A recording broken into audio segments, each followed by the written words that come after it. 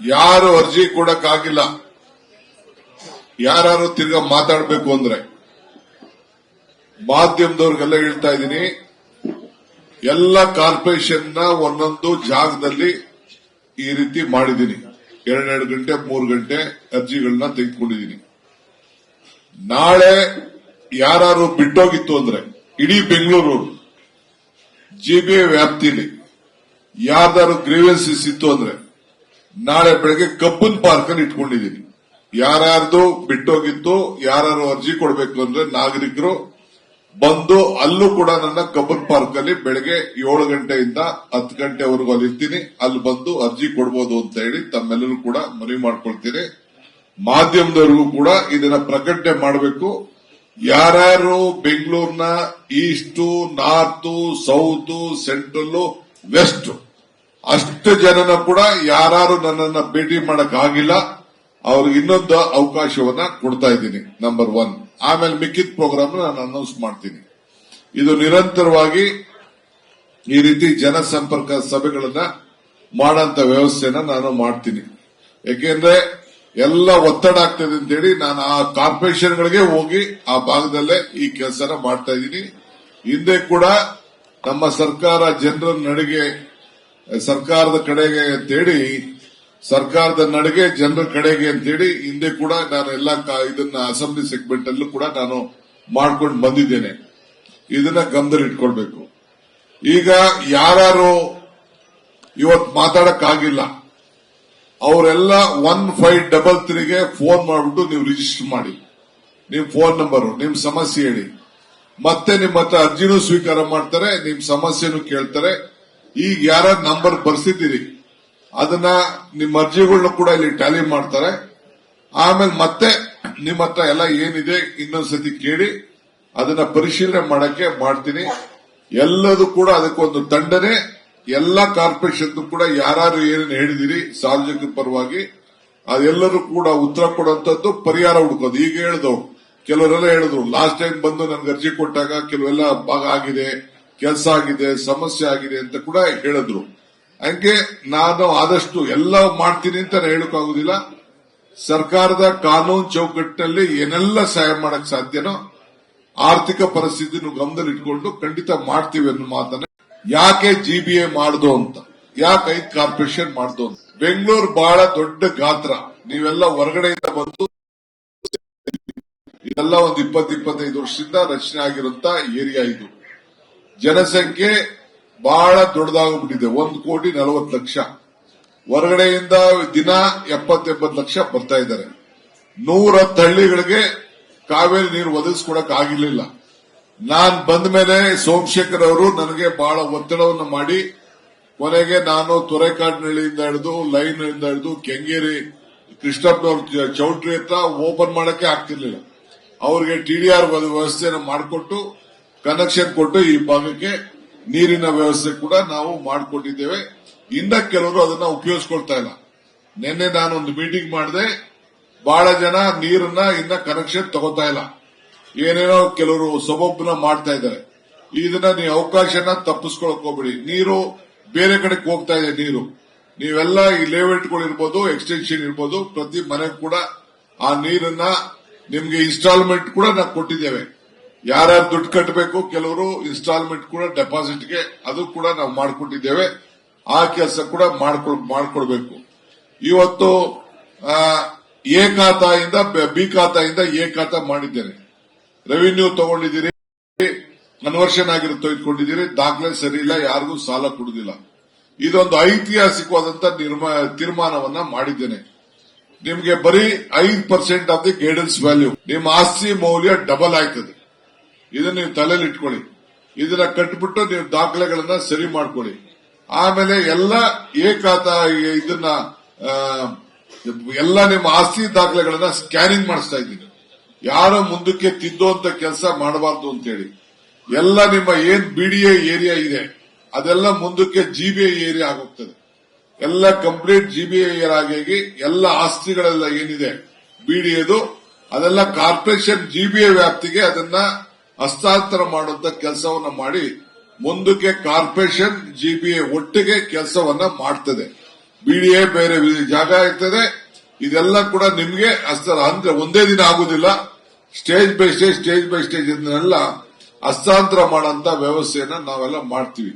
ಈಗ ಬಹಳ ಜನ ಕಸದ ಬಗ್ಗೆ ಮಾತಾಡಿದಿರಿ, ರಸ್ತೆ ಬಗ್ಗೆ ಮಾತಾಡಿದಿರಿ, ಪಾರ್ಕ್ ಬಗ್ಗೆ ಮಾತಾಡಿದಿರಿ, ಇಲ್ಲಿ ಜಿಮ್ ಬಗ್ಗೆ ಮಾತಾಡಿದಿರಿ, ಟಾಯ್ಲೆಟ್ ಬೇಕು ಅಂತ ಹೇಳಿದಿರಿ, ಕೆಲವರು ಪೊಲೀಸ್ ವಿಚಾರ ಮಾತಾಡಿದಿರಿ, ಕೆಲವರು LED ಲೈಟ್ ಬಗ್ಗೆ ಮಾತಾಡಿದಿರಿ, ಕೆಲವರು ಬಸ್ ಸ್ಟೇಷನ್ ಬಗ್ಗೆ ಮಾತಾಡಿದಿರಿ, ಪಾರ್ಕ್ ಹ್ಯಾಂಡ್ ಓವರ್ ಮಾಡಬೇಕು, ಲೇಡೀಸ್ಗೆ ಜಿಮ್ ಬೇಕು, 8th ಮೈನ್ ರೋಡ್ ಅಲ್ಲಿ ಕೆಲವು ವಿಚಾರ ಹೇಳಿದಿರಿ.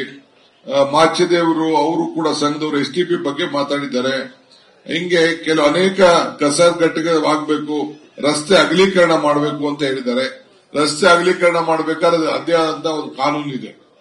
ಯಾರು ಪ್ರೈವೇಟ್ ಜಾಗ ಇತ್ತು ಅಂದ್ರೆ ಅದಕ್ಕೆಲ್ಲ ಕಾನೂನು ಬೇರೆ ಇದೆ, ಅದನ್ನು ಕೂಡ ನಾನು ಮಾಡ್ಕೊಳ್ತೀನಿ. ಸಮನ್ವಯ ಸಮಿತಿ ಬಗ್ಗೆ ಕೆಲವರು ಮಾತಾಡಿದಿರಿ. ಮೆಟ್ರೋ ಬೇಕು ಅಂತ ಹೇಳಿದಿರಿ. ಮೆಟ್ರೋ ಈಗಾಗಲೇ ಬರ್ತಾ ಇದೆ. ಬಂದ್ರೆ ಅಷ್ಟು ಸುಲಭ ಅಲ್ಲ. ಈಗ ಸ್ಯಾಂಕ್ಷನ್ ಮಾಡಕ್ಕೆ ಈಗಾಗಲೇ ಇದನ್ನ DPR ಕೂಡ ನಾವು ತಯಾರು ಮಾಡ್ತಾ ಇದ್ದೇವೆ. ಇನ್ನ ಕೆರೆ ವಿಚಾರ ಹೇಳಿದಿರಿ, ಕುಲುಷಿತವಾದಂತ ನೀರು ಬರ್ತಾ ಇದೆ ಅಲ್ಲಿ ಅಂತ ಹೇಳಿದಿರಿ. ಉದ್ಯಾನವನ, ಎನ್ಕ್ರೋಚ್ಮೆಂಟ್, ಯೂನಿವರ್ಸಿಟಿ ಒಳಗಡೆ ಟ್ರಾಫಿಕ್ ಪ್ರಾಬ್ಲಮ್ ಇದೆ. ಇವೆಲ್ಲ ಕೂಡ ಹ್ಯಾಂಡಿಕ್ಯಾಪ್ಗಳಿಗೆ ಅನುಕೂಲ ಆಗಬೇಕು, ಅದ ಕೂಡ ನೀವು ತಿಳಿಸಿದಿರಿ. ಇನ್ನ BWCSB ನೀರಿನ ಬಗ್ಗೆ ಕೆಲವರು ಮಾತಾಡಿದಿರಿ. BDA ಫ್ಲಾಟ್ಗಳನ್ನ ಹಸ್ತಾಂತರ ಮಾಡೋದ್ರ ಬಗ್ಗೆ ಮಾತಾಡಿದಿರಿ. ಕೆಲವು ಸಮಿತಿಗಳ ಬಗ್ಗೆ BDA ನೋಟಿಫಿಕೇಶನ್ ಅದನ್ನ ಮನೆಗಳನ್ನ ಬಿಡಬೇಕು ಅಂತ ಮಾತಾಡಿದ್ರೆ ಅದಕ್ಕೊಂದು ಪದ್ಧತಿ ಕಾನೂನು ಇದೆ. ಆ ಕಾನೂನು ನೋಡಿ ತೀರ್ಮಾನ ಮಾಡ್ತೀವಿ. ಇನ್ನೊಂದು CC ಕ್ಯಾಮೆರಾ ಅಳವಡಿಸಬೇಕು, ಸ್ಟೇಡಿಯಂಗಳು ಬೇಕು, ಸ್ಪೋರ್ಟ್ಸ್ ಗ್ರೌಂಡ್ ಬೇಕು, ಆಮೇಲೆ ಚಿತ್ತಾಗಾರ ಬೇಕು, LED ಲೈಟು, ಆಮೇಲೆ ಮಾಡೆಲ್ ಬಸ್ ಸ್ಟ್ಯಾಂಡ್, ಆಮೇಲೆ ಜಿಂಕೆ ಪಾರ್ಕ್ ಬಗ್ಗೆ ಕೆಲವರು ಮಾತಾಡಿದಿರಿ. ಸೊ ಅದಕ್ಕೆ ಆಮೇಲೆ ರೋಡ್ ಕಟಿಂಗ್ ಇಶ್ಯೂ ಬಗ್ಗೆ ಮಾತಾಡಿದಿರಿ. ಆಮೇಲೆ ಸ್ಟ್ರೀಟ್ ವೆಂಡರ್ ಎನ್ಕ್ರೋಚ್ಮೆಂಟ್ ಬಗ್ಗೆ ಕೆಲವರು ತಿಳಿಸಿದಿರಿ.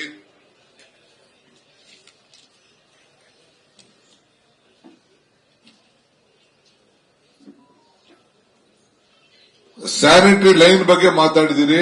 ಅಂಡರ್ ಗ್ರೌಂಡ್ ಡ್ರೈನೇಜ್ ಬಗ್ಗೆ ಮಾತಾಡಿದಿರಿ. ಉಪಕಾರ್ ಲೇಔಟ್, ಕ್ಲಬ್ ಹೌಸ್, ಕೆಲವು ಕಡೆ ಕ್ಲಬ್ ಬೇಕು ಅಂತ ಹೇಳಿದಿರಿ. ಕ್ಲಬ್ ನ ಹ್ಯಾಂಡ್ ಓವರ್ ಮಾಡಿ ಅಂತ ಹೇಳಿದಿರಿ. ಸೊ ಲೇಕ್ ಡೆವಲಪ್ಮೆಂಟ್ ಬಗ್ಗೆ ಮಾತಾಡಿದಿರಿ.